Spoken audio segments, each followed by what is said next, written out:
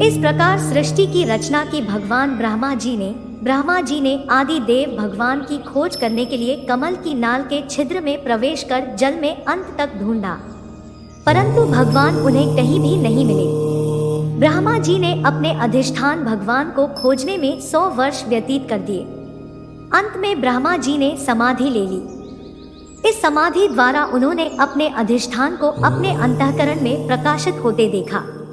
शेष जी की शैया पर पुरुषोत्तम भगवान अकेले लेटे हुए दिखाई दिए।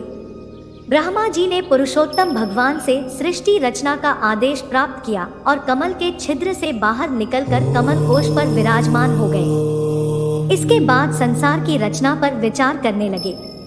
ब्रह्मा जी ने उस कमल कोश के 3 विभाग भूः भुवः स्वः किए। ब्रह्मा जी ने सृष्टि रचने का दृढ़ संकल्प लिया और उनके मन से मरीचि, नेत्रों से अत्रि, मुख से अंगिरा, कान से पुलस्त्य, नाभि से पुलह, हाथ से कृतु, त्वचा से भृगु, प्राण से वशिष्ठ, अंगूठे से दक्ष तथा गोद से नारद उत्पन्न हुए। इसी प्रकार उनके दाएं स्तन से धर्म, पीठ से अधर्म, हृदय से काम, दोनों भौहों से क्रोध, मुख से सरस्वती, नीचे के ओंठ से लोभ, लिंग से समुद्र तथा छाया से कर्दम ऋषि प्रकट हुए। इस प्रकार यह संपूर्ण जगत ब्रह्मा जी के मन और शरीर से उत्पन्न हुए। एक बार ब्रह्मा जी ने एक घटना से लज्जित होकर अपना शरीर त्याग दिया। उनके उस त्यागे हुए शरीर को दिशाओं ने कोहरा और अंधकार के रूप में ग्रहण कर लिया। इसके बाद ब्रह्मा जी के पूर्व वाले मुख से ऋग्वेद, दक्षिण वाले मुख से यजुर्वेद, पश्चिम वाले मुख से सामवेद और उत्तर वाले मुख से अथर्ववेद की ऋचाएं निकली। तत्पश्चात ब्रह्मा जी ने आयुर्वेद, धनुर्वेद, गंधर्ववेद और स्थापत्य आदि उपवेदों की रचना की। उन्होंने अपने मुख से इतिहास पुराण उत्पन्न किया और फिर योग विद्या, दान, तप, सत्य, धर्म आदि की रचना की। उनके हृदय से ओंकार, अन्य अंगों से वर, स्वर, छंद आदि तथा क्रीड़ा से 7 सुर प्रकट हुए। इस सब के बावजूद भी ब्रह्मा जी को लगा कि मेरी सृष्टि में वृद्धि नहीं हो रही है, तो उन्होंने अपने शरीर को 2 भागों में विभक्त कर दिया, जिनका नाम का और या काया हुए। उन्हीं 2 भागों में से एक से पुरुष तथा दूसरे से स्त्री की उत्पत्ति हुई। पुरुष का नाम मनु और स्त्री का नाम शत्रुपा था।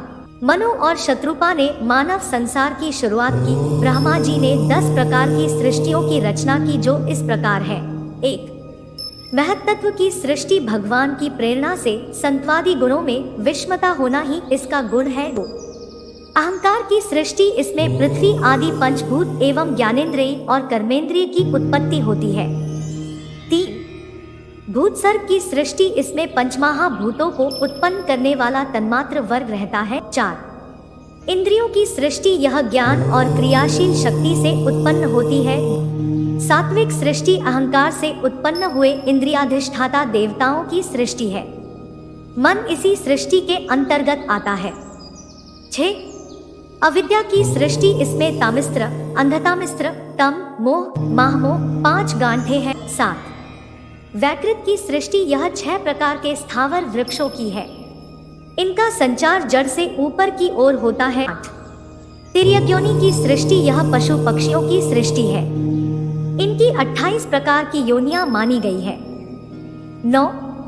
मनुष्यों की सृष्टि, इस सृष्टि में आहार का प्रवाह ऊपर मुंह से नीचे की ओर होता है। 10. देव सर्ग वैकृष्टि, इनके अतिरिक्त सनत कुमार आदि ऋषियों का जो कौमार सर्ग है, यह प्राकृत वैकृत भगवान स्त्री की रचना कर रहे थे, तब उन्हें काफी समय लग गया। 6ठा दिन था और स्त्री की रचना अभी अधूरी थी, इसलिए देवदूत ने पूछा, भगवान आप इसमें इतना समय क्यों ले रहे हो? भगवान ने जवाब दिया, क्या तुमने इसके सारे गुणधर्म देखे हैं जो इसकी रचना के लिए जरूरी है? यह हर प्रकार की परिस्थितियों को संभाल सकती है। यह एक साथ अपने सभी बच्चों को संभाल सकती है एवं खुश रख सकती है। यह अपने प्यार से घुटनों की खरोंच से लेकर टूटे दिल के घाव भी भर सकती है। यह सब सिर्फ अपने 2 हाथों से कर सकती है। इसमें सबसे बड़ा गुणधर्म यह है कि बीमार होने पर अपना ख्याल खुद रख सकती है एवं 18 घंटे काम भी कर सकती है। तू चकित रह गया और आश्चर्य से पूछा कि भगवान क्या यह सब 2 हाथों से कर पाना संभव है? भगवान ने कहा, यह मेरी अद्भुत रचना है।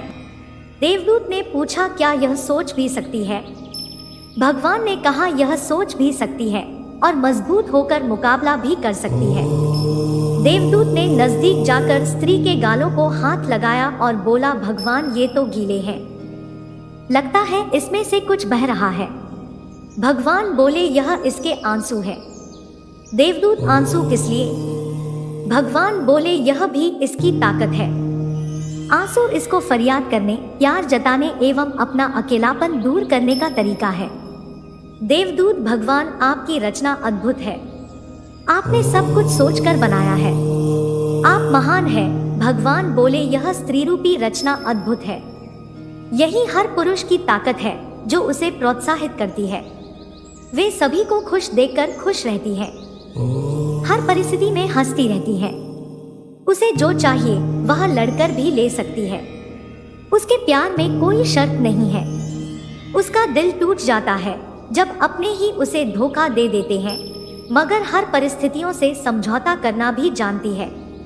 देवदूत, भगवान आपकी रचना संपूर्ण है। भगवान बोले, ना, अभी इसमें एक त्रुटि है, यह अपनी महत्ता भूल जाती है।